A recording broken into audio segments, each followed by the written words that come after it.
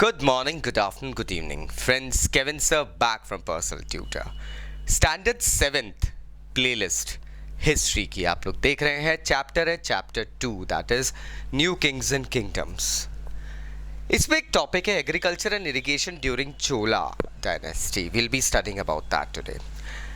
हमें पता है Chola dynasty was probably the first and foremost dynasty जो कि हमारे सब कॉन्टिनेंट में बहुत एस्पिरेशंस लेकर आई थी.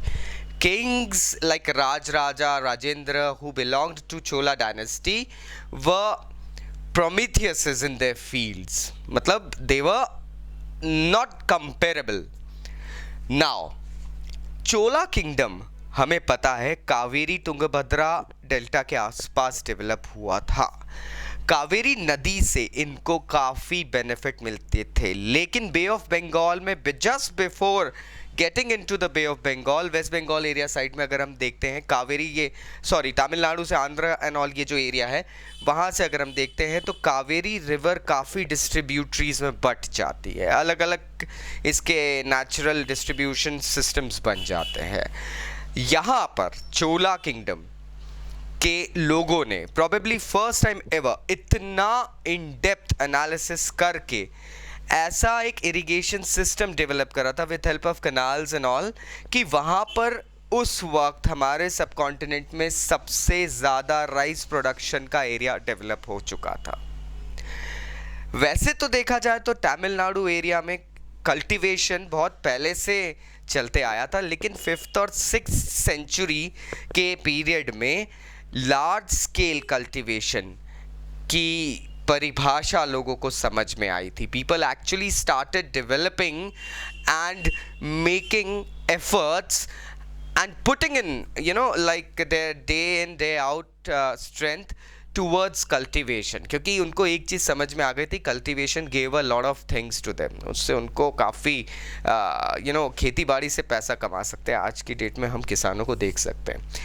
अब ये लार्ज स्केल प्रोडक्शन करने के लिए, कल्टीवेशन करने के लिए इनको कुछ चीज़ों की ज़रूरत थी. जैसे कि सबसे पहले बहुत बड़े एरियाज़ के फॉरेस्ट्स को क्लियर करना पड़ा. They had to clear those dangerous forest lurking with dangers and wild animals within them. Then they had to go ahead and the land had to be leveled, because during that time जो land थी it had a rocky terrain. उसको इतनी आसानी से cultivated नहीं किया जा सकता था. They had to level it, समतल करना था, and then cultivation could have taken place. कुछ जो नदी किनारे जो जल धाराएं थी उनके किनारों पे they had to build embankments as well, क्योंकि अगर मॉनसून्स आते थे तो नदी की धाराएं अपने पार्ट को किनारों को तोड़ के फ्लडिंग कर देती थी, बाढ़ की सिचुएशन पैदा हो जाती थी.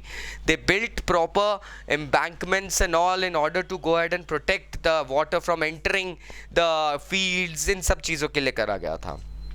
इन चीज़ों के अलावा तुंगभद्रा रीजन जो है कावेरी का और तमिलनाडु में जो आता है आंध्रा साइड में आता है, वो रीजन काफ़ी पथरीला और सूखा है.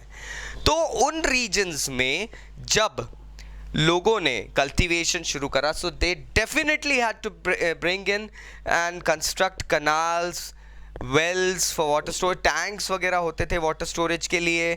ये सब चीज़ें इनको डेफिनेटली करना पड़ी थी.